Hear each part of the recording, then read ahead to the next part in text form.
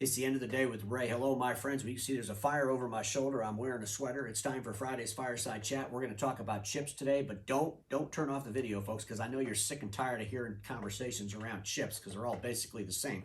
But I'm going to talk about chips in the Ray way, so stay tuned. But before I do that, I got to do a big shout out to the Sharp Interactive Fireplace people because this fireplace is absolutely unbelievable. Earlier this week, I wanted to play a game of pool, and where the pool table is in the house, it's kind of cold. You know what I was able to do? I wheeled over by Sharp Interactive Fireplace by the pool table, played pool, stayed warm. Unbelievable, folks. Reach out to the Sharp Interactive Fireplace Corporation. Now let's talk about chips. I want everybody to go on a trip with me, and we're going to the chip convention. You know, the chip people have conventions just like we have conventions, you know, in our industry. Well, they're at the convention. They have a panel of chip experts on stage. In the audience are all the industries that need the chips. And there's a lady up front, and she's hotter than hell. I mean, let me rephrase that. She's mad as hell, okay? And she's waving her hand back and forth, and the people on stage are like, "Yes, ma'am, how can we help you?" And she's saying, "I'm from the medical industry, and we need to get chips, and we need them yesterday. This is a life and death matter. We got to get chips in that equipment. People are dying." And of course, the people on stage are horrified. And they're like, "We understand that completely, and we're going to get those chips to you. We're working day and night. We're going to do that. We understand the importance of getting chips in medical equipment." And then over to her left, there's someone from the automotive industry, you know, and he's kind of mad at hell. He's saying, "Look, we got parking lots just full of cars. All we got to do is pop a couple chips in there, and we could sell the cars, and you know, we could avert having another total disaster in the automotive industry." People on stage like, "We get it. We understand."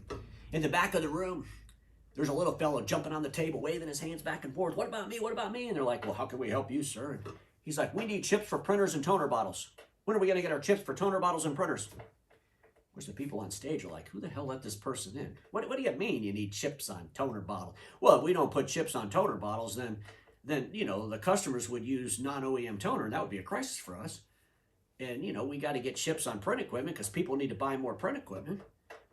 Well, they're all up on stage looking at each other. And actually, one of the experts from Dubai, and he's like, "Hey, our government just stopped printing everything. We don't print anything at all." And the other person on the other side of him is like, "Yeah, we don't print. I've been working at home, and I don't print at home."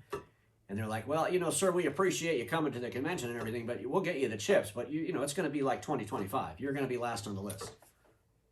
Ladies and gentlemen, what I find ironic about the Document Imaging Channel, those folks that sell, supply, and service print equipment, is this. For the last half decade, you've been slapping each other on the back at your conventions, telling everybody how you're knocking it out of the park selling IT services. Why aren't you selling services?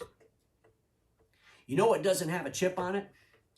An IT assessment. There's no chip. There might be a QR code on that assessment, but there's no chip on it. Why aren't we selling services? We've been telling the whole world we're selling services. We plastered it all over our website. We're a services first company. But our biggest crisis is the fact that we can't upgrade a lease that we probably don't need to upgrade right now anyway. What if we went to that customer and said, "Mr. and Mrs. Customer, you're paying $400 a month for your lease. Your lease is up. The equipment you have is running just fine. Hell, we've been servicing it for you. We want you to extend this agreement. And for that $400 a month, what we're going to do now is we're going to provide that assessment that we talked to you about a few months ago that you couldn't afford. This way you don't have to add any money to your budget. Use the money you're already paying, but we'll provide the assessment." How does that sound? And the customer says, "That sounds fantastic. I'm so glad you're a services first company. Man, this is exciting." Because, see, ladies and gentlemen, there's no chips on services. Let's focus on what we can sell. Let's quit telling the whole world how great we are at services and then don't deliver them any. Let's actually deliver them.